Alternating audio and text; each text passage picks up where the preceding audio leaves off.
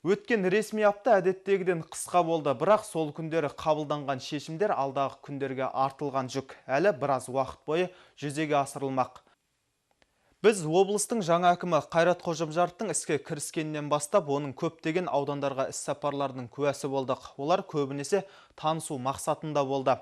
Әкімнің жұмыс бабындағы осындай сапарлар кезінде біздің түсіру тобы да жұмыс жасады.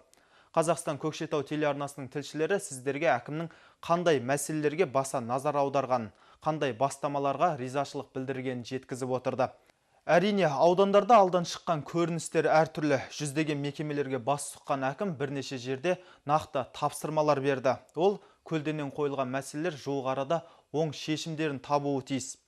Өткен аптада өңірдің бірқатар салалары бойынша бағыт-бағдарды айқындап берді. Облыс әкімі соңғы уақытта жиі болған іс-сапарларын қорытындылады.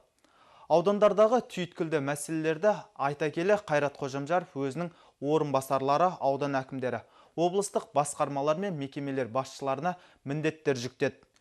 Ол тапсырмалар ішінде қима жақсы су желісі, құрылысы техникалық, экономикалық негізін, есеп қисабын дайындау, Атбасар аудандық орталық ауруханасын күрделі жөндеуден өткізу үшін облыстық бюджеттен қаржы бөлу мүмкіндіктерін қарастыру, Державинск қаласының молодежный мөлтек аудандағы бу қазандығын қайта жабдықтауға қажет қаржы бөлу, BI цемент жауапкершілігі шектеулі серіктестігінің цемент зауытын аяқтауға шетелдік инвестиция тарту, тағы басқа шаралар бар. Тапсырмалар тізбегінің мұнымен шектелмейтінін айта кету ләзім. Сіздердің назарларыңызға хабарымыздың ресми апта айдарын ұсынамыз.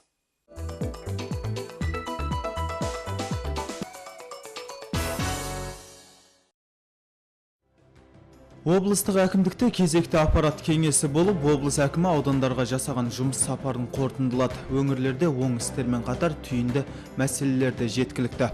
Қайрат Қожамжаров тиісті ведомстволар мен аудан әкімдеріне бірлесіп белгіленген жобалар жөнінде ұсыныс жасауды тапсырды. Әрбір ауданда мұндай мәселелер бар. Мәселен, Жақсы ауданында су мәселесін шешу қажет болса, Есіл мен Атбасарда аудандық ауруханаларды жөндеу мәселесі өткір тұр. Жалпы білім беру, денсаулық сақтау, коммуналдық сала, инвестициялық жобаларды жүзеге асыру үшін қолдау көрсетілмек. Бұған дейін өңірімізде бірде ескеріліп, бірде ескерілмей келген мемлекеттік тіл мәселесі өзінің лайықты орнын алуға бет түзеген тәрізді. Жиында облыстық тілдерді дамыту басқармасының бастығы Осман Төлеғұл есеп берді. Оның айтуынша мемлекеттік тілдің даму қарқыны байқалады. Алдағы 10 жылдық бағдарлама жайы да назардан тыс қалмады. Егер үстіміздегі жылы мемлекеттік тілде сөйлейтін тұрғындар санын 51%-ға жеткізу көзделсе, 2020 жылға дейін бұл көрсеткіш 95%-ды құрамақ. Мәжілістерімізді, жиналыстарымызды, отырыстарымызды шамамыз келгенше неге сол өз санатымызды жүргізуге бет бұрмасақ? Өйткені бұны біз істемесек, Назым Хикметтің сөзі бар ғой, если ниет то деген сияқты. Соны естеріңізге сала кеткім келеді. Аппарат кеңесінде облыс әкімі Көкшетау қаласы, Есіл, Жарқайың және Астрахан аудандарында 15 сәуірге дейін мемлекеттік тілді оқыту орталықтарын ашуды тапсырды. Осыған біз өте зор мән беріп көңілімізді аударуымыз керек. Және де бұл сұрақ әрқашан бақылауда болу керек. Жаңа айтқаныңыз дұрыс, өзімізден бастауымыз керек. Бұл заңның талабы бүгінгі күні. Басқа тілдердің дамуына да ешқандай қарсылық жоқ, бірақ жағдайын да жасап отырмыз. Сол себепті заңның аты заң, құрметті ағайындар, әріптестер, осы жұмысты жайлап бастамаға алып, мемлекеттік тілге жұмыс жасауға сіздерді шақырамын. Өткен аптада Ақмола облыстық әкімдігі мен Алтынтау ресурс акционерлік қоғамы арасында ынтымақтастық жөніндегі меморандумға қол қойылды. Тараптар Көкшетау қаласында теннис орталығы мен балабақша құрылысы сияқты маңызды жобаларды жүзеге асырмақ.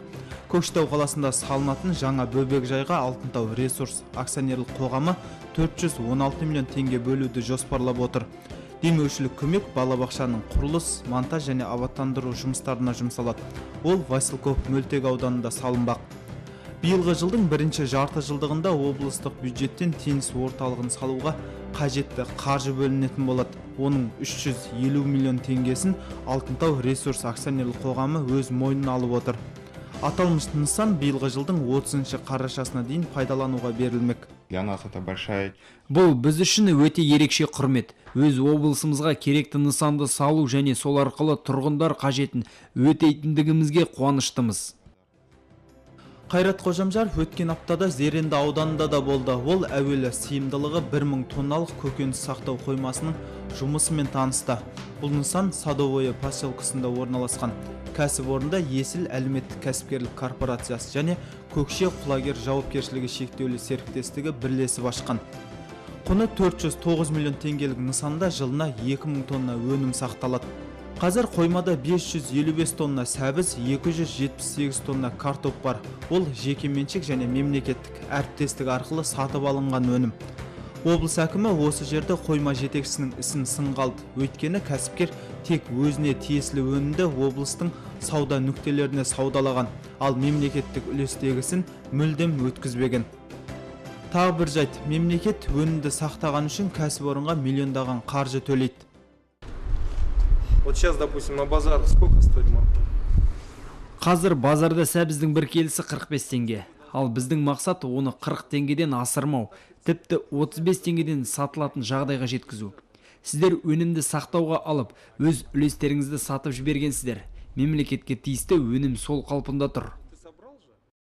Облыс әкімі жауапты мекеме жетекшілеріне тез арада базардағы сәбіз бағасын реттеу тапсырды. Оның килограммы 40 теңгеден аспайтын болуы қажет. Сондай-ақ қоймадағы мәселені шешу қажеттігін қоса жүктеді. Зеренді ауданына сапар барысында өңір басшысы Чаглинка станциясындағы астық сақтау қоймасының және Ақкөл ауылындағы 70 орындық балабақшаның ашылуына қатысты. Құны 761 миллион теңгелік элеватордың сыйымдылығы 12 000 тонна. Бөбектеп аталатын балабақша 3 қабатта, онда спортзал, музыка, медициналық қызмет көрсету бөлмесі жабдықталған. Бұл әлеуметтік маңызды жобалардың алғашқы легі дейді Зеренді ауданының әкімі Ербол Сағдиев. Это очень большие проекты. Жоспарға көптеген маңызды нысандар енгізілген, мәселен олардың қатарында құс және қаракүзен фермасы бар. Біздің бұл жобамызға өңір басшысы қолдау көрсетті. Аталмыш істердің бәрі аудан экономикасын жақсартуға бағытталған.